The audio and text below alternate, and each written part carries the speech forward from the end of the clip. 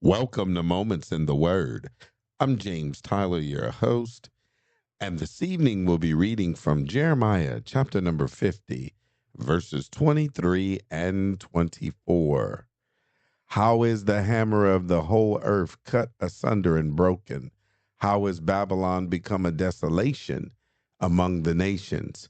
I have laid a snare for thee, and thou art also taken, O Babylon, and thou wast not aware. Thou art found and also caught, because thou hast striven against the Lord. When we turn and we look at the context of this text here, we see that the heart convicting message is this: God breaks every hammer that exalts itself against him. He lovingly exposes every place in our hearts where we've been swinging our own hammer instead of surrendering to Christ. Also, here it shows that Babylon is the proud hammer of the whole earth, a power that thought it could shape history by its own strength. Yet God shattered it and caught it in a snare because it fought against him. The convicting message for us today is that Jesus breaks every false strength we trust in, every self reliance, every pride, every habit that tries to hammer life into our own shape instead of submitting to his lordship. When Christ lovingly exposes the places where we resist him, it isn't to crush us, but to free us. Because the moment we stop fighting God and surrender our hammer, he becomes our strength, our defender, and our peace.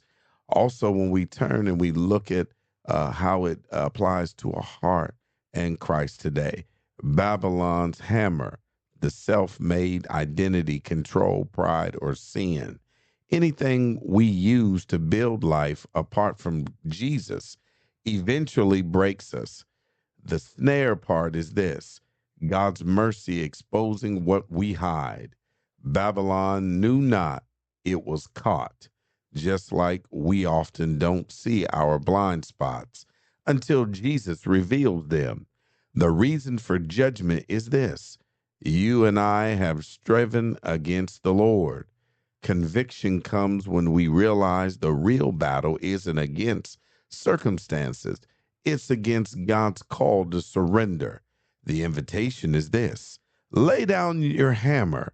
Jesus doesn't shame us. He frees us from the exhausting fight of self-rule. The thing that we want to bring it home with, and that is very thought-provoking principle-wise. Jesus breaks what we trust so he can become what we trust. When he shatters our false strength, it's not punishment, it's rescue. Think about this. When we have a time or a moment to ourselves, talk to the Lord. Lord Jesus, show me where I've been swinging my own hammer. Break what needs breaking, expose what needs exposing, and lead me into the freedom of surrender. I lay down my strength so I can live in yours. I'm James Tyler, coming to you live from the Castle Studios, and welcome again to Moments in the Word. God bless.